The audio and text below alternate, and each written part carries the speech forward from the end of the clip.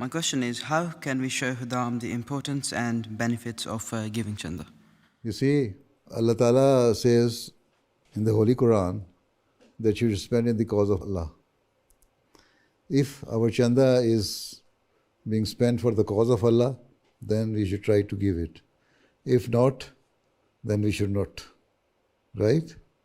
So make your Khudam realize that whatever we are going to spend, it is going to be spent in the cause of Allah Ta'ala.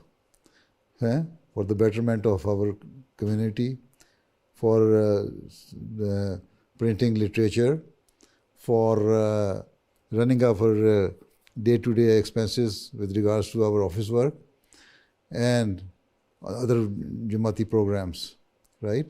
Without money nowadays, you cannot do anything. And even during the time of the Holy Prophet ﷺ, even the previous prophets, they used to ask for chanda.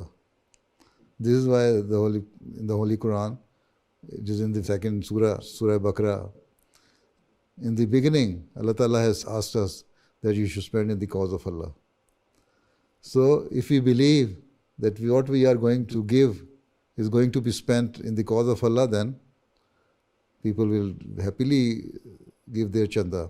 And if they think that we should collect chanda and Mohtam Amin Sahab, Sadr Sahab or Nazim Sahab Ummi and Mian Athar Mahmood is going to use this chanda to enjoy their Nandos and pizzas, then they will not give. So make them realize that whatever they are going to give, it will be spent for the purpose of spreading the message of Islam and for the betterment of our community. You cannot run the affairs of even a small club without money. You have to contribute something.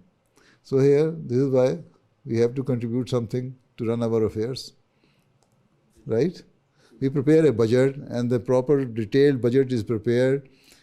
It is the budget is discussed in the Amla, National Amla, if it is a national budget, and then Shura also discusses it, and then they send it to me.